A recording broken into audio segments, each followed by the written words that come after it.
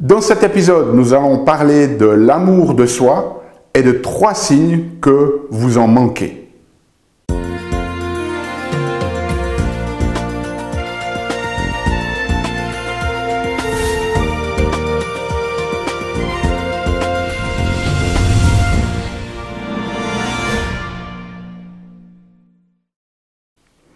Parce que la vie est bien trop magique pour être petite, que nous avons tous besoin d'une prescription pour grandir en conscience et faire que nos rêves dévorent notre vie. Bonjour, je suis le docteur Yannick Pauly.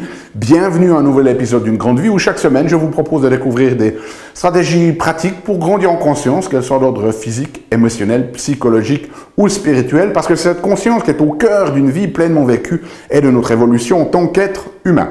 Alors cette semaine, nous allons parler de l'amour-propre, de l'amour de soi. Et ça, c'est quelque chose de très important dans la vie, c'est-à-dire que, voilà, est-ce que finalement, vous vous aimez vous-même? Parce que c'est la fondation pour pouvoir aussi aimer les autres. Alors aujourd'hui, je vais être plus un peu dans l'aspect diagnostic que dans l'aspect prescriptif, c'est-à-dire de vous donner des conseils de comment améliorer votre amour-propre, votre amour de soi, la valeur que vous avez de vous-même.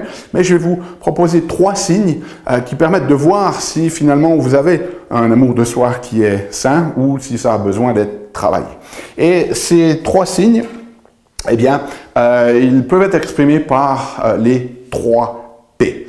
Alors, le premier P qui va nous donner une notion de savoir si on a un amour de soi suffisant, c'est la notion de toujours vouloir prouver. Si vous n'avez pas suffisamment de valeur en vous-même, si votre amour-propre, votre amour de soi n'est pas suffisamment développé, eh bien, on est toujours un peu dans cette performance de toujours vouloir se prouver au monde extérieur. En fait, on fait énormément de choses et énormément de nos actions, même si ce sont des actions qui peuvent être très positives pour le monde, très constructives, très de contribution, si vous voulez, c'est quand même toujours finalement motivé par cette notion de se prouver au monde extérieur, d'essayer d'obtenir d'obtenir, si vous voulez, la reconnaissance du monde extérieur pour les choses que nous faisons. Alors, comme je l'ai dit, ça peut toujours être des choses positives, mais quelque part, c'est l'intention derrière, même si elle est inconsciente, qui n'est pas la plus pure qui pourrait être. Et c'est nettement mieux de vivre sa vie en étant comblé soi-même, si vous voulez, et de pouvoir contribuer de cette propre complétude, si vous voulez, plutôt que d'être toujours motivé par ce besoin, en fait, de reconnaissance des autres. Et donc, c'est très très important, par exemple, imaginons que vous écrivez un livre, eh bien que vous soyez satisfait par le simple processus d'écrire ce livre dans une forme de contribution, plutôt que d'écrire un livre parce que vous voulez qu'il soit lu par 10 000 ou 50 000 ou 100 000 personnes. Okay? Et ça, c'est vraiment quelque chose de fondamental. Je me souviens de l'interview une fois d'un cuisinier très réputé en Suisse, c'était un des plus réputés. Et puis, la personne qui l'interviewait lui disait « Mais qu'est-ce qui vous a inspiré à partir dans ce métier ?» C'est quelqu'un qui faisait une cuisine magnifique. Et donc, on s'imaginait qu'il y avait cette inspiration presque un peu, on aurait pu croire divine, si vous voulez, qu'il avait animé toute sa vie. Et en fait, il commence de parler de son père et comment, en fait, eh bien, il voulait montrer à son père qu'il était capable de faire quelque chose de sa vie. Et son père était décédé il y a 30 ou 40 ans. Et vous voyez, quand il partageait cette histoire, eh bien, l'émotion et les larmes lui sont venues, en fait. Et il disait, mon plus grand regret, en fait, c'est que mon père ne puisse pas avoir vu le succès que j'ai aujourd'hui parce que je voulais lui montrer que. Et donc, on voit que finalement, tout le bonheur qu'il a fait pour les gens au travers de sa cuisine, eh bien, finalement, il n'en a pas nécessairement profité parce que lui, c'était cette performance de montrer à son père, oui, je suis capable de.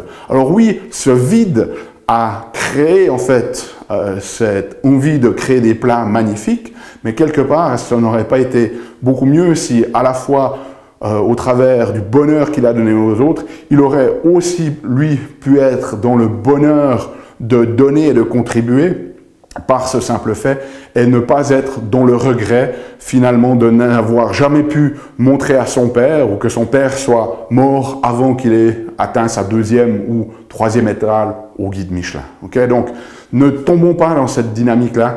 Si vous voyez que vous faites les choses et que vous êtes toujours en train de demander, de vérifier à l'extérieur ou que vous faites des choses, certaines choses, vous les faites parce que c'est ce que le monde extérieur veut et que d'autres, vous ne les faites pas, parce que justement ça n'intéresse pas l'extérieur, eh bien c'est que vous êtes dans ce premier P, à toujours être dans la performance, à se prouver pour obtenir la reconnaissance de l'extérieur. Okay?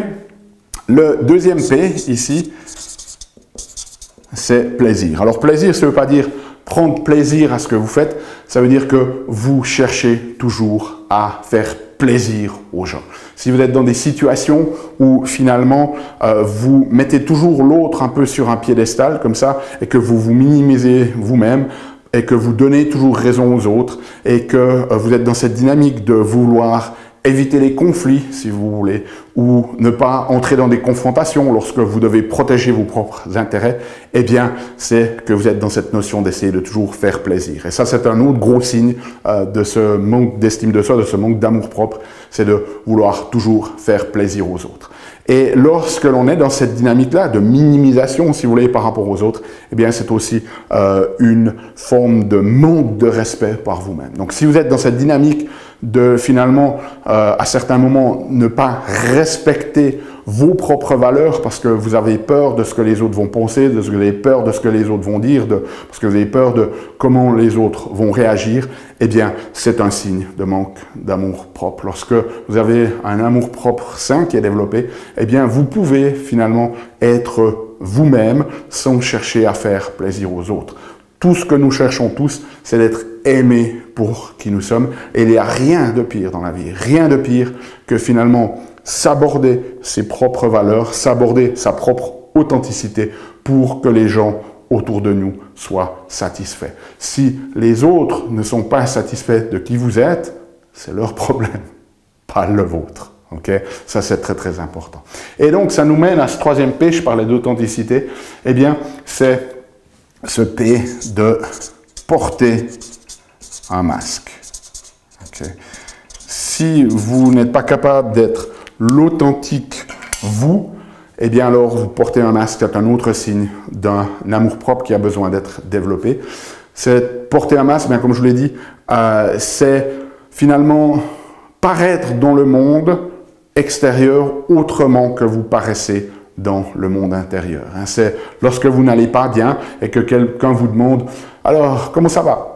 Ça va bien. Et vous mettez ce faux sourire sur votre visage. Okay? Alors, ça ne veut pas dire que vous devez livrer toute votre vie privée au monde public tout le temps, mais l'idée ici, c'est vraiment d'être authentique. Comment ça va? Ben, aujourd'hui, je suis fatigué. Aujourd'hui, je suis un peu irrité. Aujourd'hui, ça ne va pas très bien. Okay? Et donc, porter un masque, c'est vraiment cette notion dans les deux sens aussi. Ça peut être surestimer votre valeur, c'est-à-dire vous présenter toujours comme quelqu'un qui est toujours positif, toujours optimiste, les choses vont toujours bien. Ou alors, ça peut être aussi dans cette notion de sous-estimer votre valeur, c'est-à-dire de mettre ce masque de toujours un petit peu la personne qui est victime, la personne qui n'y arrive pas, la personne qui n'a pas les capacités, etc., etc. Donc, le plus on peut peler, j'allais dire, ce masque, ces masques, parce qu'on en a tous de multiples, eh bien, le plus en fait vous travaillez sur votre amour-propre, le plus vous pouvez commencer de vivre authentiquement dans le monde, plutôt que de devoir toujours porter ces masques. Et ça, c'est quelque chose de beaucoup plus agréable et de beaucoup plus créateur pour le monde. Okay? Donc, laissez-moi savoir dans les commentaires ce que vous en pensez. Laissez-moi savoir quel est le P, si vous voulez, qui est le plus présent chez vous. Et puis, si vous avez des questions, n'hésitez pas. Si vous avez besoin de la transcription de cet épisode, elle est disponible sur notre site unegrandevie.com. Nous, on se retrouve la semaine prochaine pour un nouvel épisode. D'ici là, souvenez-vous, émerveillez-vous, aimez la vie et contribuez chaque jour un petit peu plus.